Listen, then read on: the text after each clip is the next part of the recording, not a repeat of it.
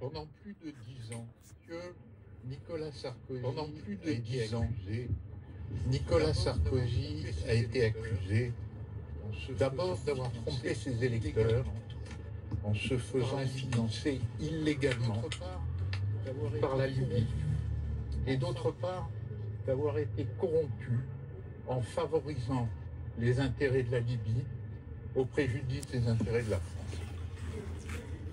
Le tribunal lui-même a reconnu que ces accusations étaient fausses et Nicolas Sarkozy a été relaxé de ces accusations.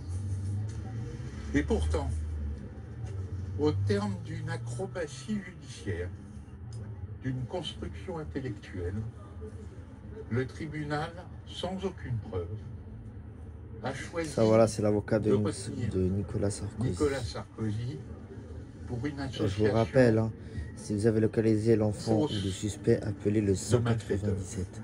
Il faut le répéter plusieurs fois, mais le tribunal en c'est plus important. a voulu, C'est un enfant qui a en été dépit enlevé des 13 ans. constatations qu'il avait faites, que Oh, il a la même Sarkozy coque que moi, lui, derrière. soit incarcéré. C'est un jour funeste pour lui, pour la France et pour nos institutions, car cette incarcération est une honte. Et ce que nous espérons, avec mon confrère Christophe Ingrand, c'est que la Cour d'appel rétablira la justice française dans la dignité qu'elle mérite. Je vous remercie. Maître Ingrand, vous avez la possibilité de déposer une demande de mise en liberté pour pouvoir faire espérer sortir Nicolas Sarkozy dans un délai de 2 mois, puisque c'est un délai qui est imposé. Est-ce que cette demande va être déposée dans les prochaines minutes? Au moment où nous parlons, la demande de mise en liberté de Nicolas Sarkozy a été déposée. À partir du moment où il a mis un pied en détention, les critères qui justifient cette détention ne trouvent pas à s'appliquer. On pourrait lui reprocher, on pourrait craindre qu'il ne se présente pas, qu'il ne reste pas à la disposition de la justice. À 9h35, un peu en avance, il était devant la maison d'arrêt pour être incarcéré. Il n'y a pas de risque de renouvellement des faits, pas de risque de destruction de preuves, il n'y a pas de preuves. Pas de risque de pression sur les témoins. Rien ne justifie la première heure de détention. Il y est pour un minimum de 3 semaines ou 1 mois, puisque la Cour d'appel a 2 mois pour statuer sur une demande de mise en liberté et le délai moyen à la Cour d'appel de Paris, c'est 1 mois. Donc, en tout état de cause, même si rien ne justifie cette détention, il y est pour 1 mois. C'est un moment, comme Jean-Michel Darrois le disait, un moment qui est très dur. Mais le président a fait face. Il affronte avec beaucoup de force cette incarcération, même si c'est une injustice épouvantable. Une grave injustice, une honte. C'est vraiment une honte de l'incarcérer.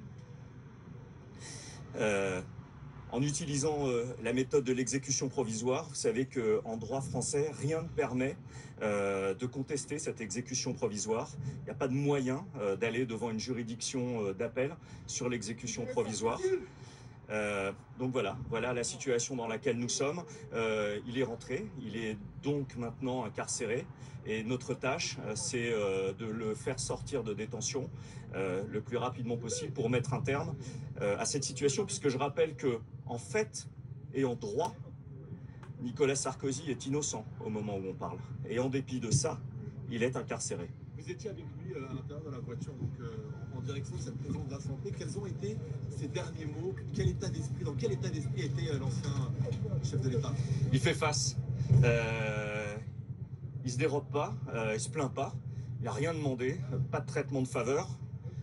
L'isolement, c'est tout sauf un traitement de faveur. Il va être placé à l'isolement. Il se plaint pas. Il est rentré, il a salué les personnes qui l'attendaient et il est rentré pour exécuter les formalités qui sont les formalités de la détention. Pas un mot. Voilà. Il fait face comme il a été présent devant le tribunal correctionnel, comme il a été présent devant les juges d'instruction en garde à vue. Il a la certitude de celui qui sait qu'il est innocent. Ça prendra du temps, ça prend du temps. C'est une épreuve C'est un moment qui est très difficile, mais il est persuadé, et nous le sommes aussi, qu'à la fin, nous réussirons à convaincre les magistrats de son innocence. Les conditions de son incarcération, quartier d'isolement, aucun contact avec les autres détenus. À côté de cela, il aura droit à aller à la bibliothèque ou encore à la salle de sport et puis surtout un téléphone fixe pour pouvoir permettre d'échanger avec ses proches à l'intérieur. Vous me confirmez tout ça? Oui, c'est donc 1 heure de sortie par jour dans une cour grillagée, seul. Sinon, en effet, enfermé en cellule.